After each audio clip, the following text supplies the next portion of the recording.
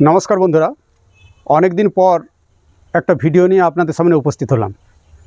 शरीर भीषण खराब छिलो जार जोन्नो आमी এই কয়েকদিনে ভিডিও করতে পারিনি। শরীর অনেকটাই ঠিক হয়েছে, তাই আজকে একটি নতুন ভিডিও নিয়ে আপনাদের সামনে এসেছি। এই সময় ড্রাগন গাছের পরিচর্যা আপনারা কেমন করবেন। এখানে 5টি গাছ রয়েছে একটি খুঁটিতে। এই গাছগুলোতে অনেকগুলো ড্রাগন ফল ধরেছিল, অলরেডি সেগুলো হারভেস্ট হয়েছে। কিছু পাকা ফল এখনও গাছে রয়েছে। আর এখানে দেখুন নতুন করে আবার কুড়ি আসছে। এখানেও একটি খুঁটিতে 5টি ড্রাগন গাছ রয়েছে। লাল এবং হলুদ ড্রাগন একসাথে রয়েছে এই খুঁটিতে। এখানে দেখুন এই যে হলুদ ড্রাগন, ইসরায়েলি ইয়েলো। এদিকে যেমন রয়েছে আরও বেশ কয়েকটি হাইব্রিড ভ্যারাইটি, রেড ভেলভেট, থাই হাইব্রিড।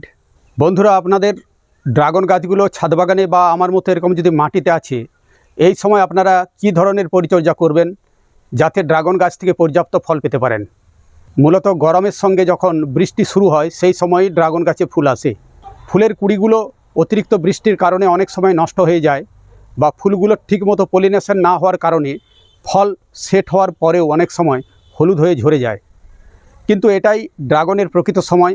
নভেম্বর মাস পর্যন্ত আপনারা ড্রাগন গাছ থেকে পর্যাপ্ত ফল পাবেন। বন্ধুরা, ড্রাগন গাছে পর্যাপ্ত ফুল পেতে, ফলের আকার বড় করতে এই সময় আমাদের কিছু সার প্রয়োগ করতে হবে।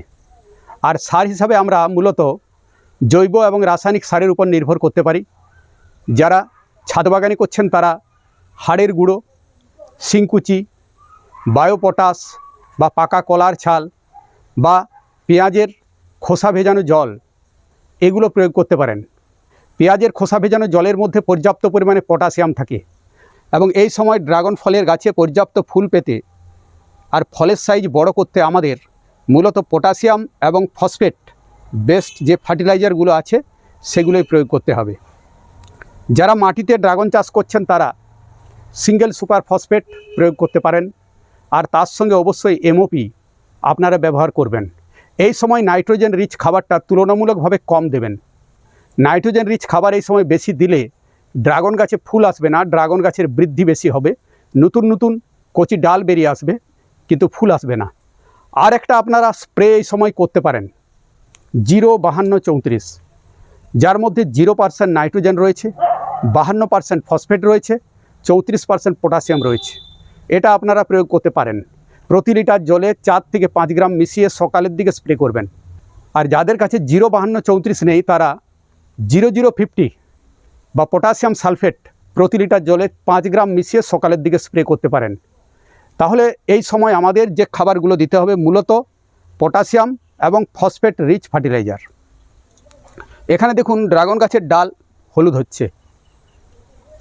যদিও সমস্যা খুব বেশি নেই আমার গাছে, কিন্তু রয়েছে। এখানে দেখুন, এখানে যেমন ডালগুলো হলুদ হয়েছে, এগুলো সানবার্ন। আর এই ধরনের সমস্যা ড্রাগন গাছে থাকে, অতিরিক্ত গরমের কারণে এটা হয়। এই সময় ড্রাগন ফলের গাছে অতিরিক্ত পরিমাণ জল প্রয়োগ করা চলবে না। মাঝে মাঝেই বৃষ্টি হচ্ছে, তাই দেখে শুনে আপনারা জল দেবেন। ড্রাগন গাছে জলের প্রয়োজন হয়, কিন্তু অতিরিক্ত জল দিলে এবং সানবার্নের যদি এ ধরনের সমস্যা থাকে, ডাল হলুদ হয়ে যাওয়ার, সেক্ষেত্রে ফাঙ্গাসের কিন্তু সমস্যা এসে যাবে। এখানে জল জমা হবে, অতিরিক্ত জল জমা হয়ে যাবে। কারণ এই যে ড্রাগন গাছ আছে, ড্রাগন গাছের এই কাঁটাগুলো পাতারে রূপান্তর, অর্থাৎ এই গাছে কোনো পাতা নেই। পাতা না থাকার জন্যে এতে কোনো পত্ররন্ধ্র নেই, তাই অতিরিক্ত পরিমাণ জল বাষ্পাকারে এই গাছ বাইরে বার করে দিতে পারবে না। বন্ধুরা, আপনাদের ড্রাগন ফলের গাছে যদি হলুদ হয়ে যাওয়ার সম্ভাবনা বেশি থাকে, অর্থাৎ সানবার্নের সমস্যা যদি বেশি থাকে, তাহলে এই প্রোডাক্টটি আপনারা ব্যবহার করতে পারেন। টিটেন্স কোম্পানির গ্রিন মিরাকেল প্রতি লিটার জলে 3 ml মিশিয়ে আপনারা সকালের দিকে স্প্রে করবেন। এটা স্প্রে করলেই এই গাছের ডালের উপরে একটা আস্তরণ তৈরি হবে, আর সূর্যের আলো যখন সেখানে পড়বে, সূর্যের আলো প্রতিফলিত হয়ে যাবে, অর্থাৎ সানবার্ন হওয়ার সমস্যা অনেকটাই কমে যাবে। বন্ধুরা, ড্রাগন ফলের গাছে পর্যাপ্ত ফুল পেতে আপনারা প্লেনোফিক্স ব্যবহার করতে পারেন। এটি একটি কৃত্রিম উদ্ভিদ hormone, alpha naphthalene acetic acid. প্রতি লিটার জলে 3 থেকে 4 ফোঁটা মিশিয়ে আপনারা সকালের দিকে স্প্রে করবেন। এর পরিবর্তে আপনারা বুস্টার 2 ব্যবহার করতে পারেন, কিন্তু বুস্টার 2 এর ডোজ হবে প্রতি লিটার জলে 1 ফোঁটা। সেভাবে মিশিয়ে আপনারা স্প্রে করবেন, ডোজটা যেন মেনটেন হয়। বন্ধুরা, আমার এই গাছগুলি মাটিতে রয়েছে। একটি খুঁটিতে 5টি গাছ রয়েছে। এখন আমি এই গাছে পটাশ সার ব্যবহার করব। যেহেতু মাটিতে রয়েছে গাছটি, তাই এমওপি ব্যবহার করব। আপনারা এমওপি ব্যবহার করতে পারেন। আর ছাদ বাগানে যদি আপনারা সবজির ক্যারেটে বা কোনো গ্রো ব্যাগে ড্রাগন গাছের চাষ করছেন, তাহলে সেক্ষেত্রে আপনারা এসওপি ব্যবহার করতে পারেন সরাসরি মাটিতে, অথবা স্প্রের আকারেও আপনারা এসওপি ব্যবহার করতে পারেন। যদি গাছের বয়স 2-3 বছর হয় এবং গাছগুলো যদি মাটিতে থাকে, সেক্ষেত্রে আপনারা 150 থেকে 200 গ্রাম এমওপি ব্যবহার করতে পারেন। আর তার সঙ্গে আপনারা একবার অবশ্যই গোবর সার অল্প পরিমাণে ব্যবহার করতে পারেন, আর সিঙ্গেল সুপার ফসফেট ব্যবহার করতে পারেন। বন্ধুরা, এই সময় যদি ড্রাগন ফলের গাছে ফুল ফোটে, ফুল তো রাত্রের দিকে ফোটে, সেক্ষেত্রে যদি বৃষ্টি হয় আপনারা দেখে নেবেন, সেইভাবে আপনাদের ফুলগুলোর হাত পরাগায়ন করতে হবে। কিভাবে ড্রাগন ফুলের আপনারা হাত পরাগায়ন করবেন এবং নিশ্চিত ফল পাবেন, ফলের আকার বড় করবেন, সেই সংক্রান্ত প্রতিবেদন আমার চ্যানেলে রয়েছে। সময় করে অবশ্যই আপনারা সেই প্রতিবেদনগুলো দেখে নেবেন। অনেক সময় ড্রাগন গাছে পিঁপড়ের আক্রমণ হয়।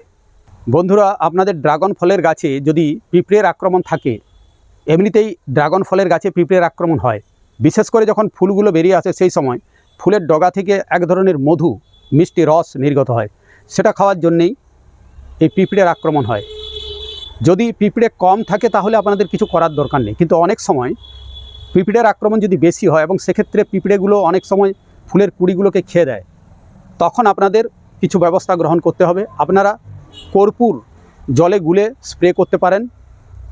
মোটামুটি 3-4 লিটার জলে একটা কর্পূরের দানা ভালো করে মিশিয়ে নিয়ে বিকেলের দিকে আপনারা স্প্রে করতে পারেন।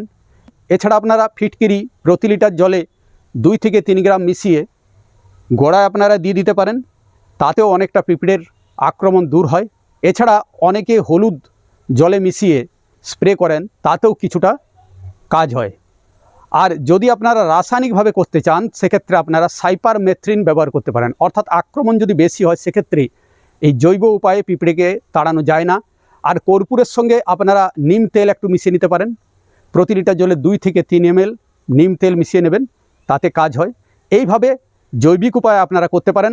আর যদি আক্রমণ বেশি হয়, সেক্ষেত্রে আপনাদের রাসায়নিক উপায় অবলম্বন করতে হবে।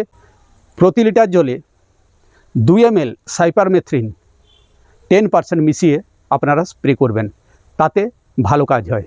আর যারা বাণিজ্যিকভাবে ড্রাগন চাষ করছেন, তারা মাঝে মাঝে সাইপারমেথ্রিন স্প্রে করবেন।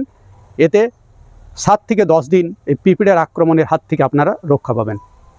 এই ছিল আজকের প্রতিবেদনটি যদি ভালো লাগে, আপনাদের যদি কাজে লাগে, অবশ্যই চ্যানেলটি সাবস্ক্রাইব করবেন। আর এই সংক্রান্ত যদি কোনো প্রশ্ন আপনাদের থাকে, কমেন্ট সেকশনে আমাকে কমেন্ট করে জানাবেন। আর মনে করে অবশ্যই ভিডিওটিকে হাইপ করবেন। দেখা হবে পরবর্তী এক গুরুত্বপূর্ণ প্রতিবেদনে। নমস্কার।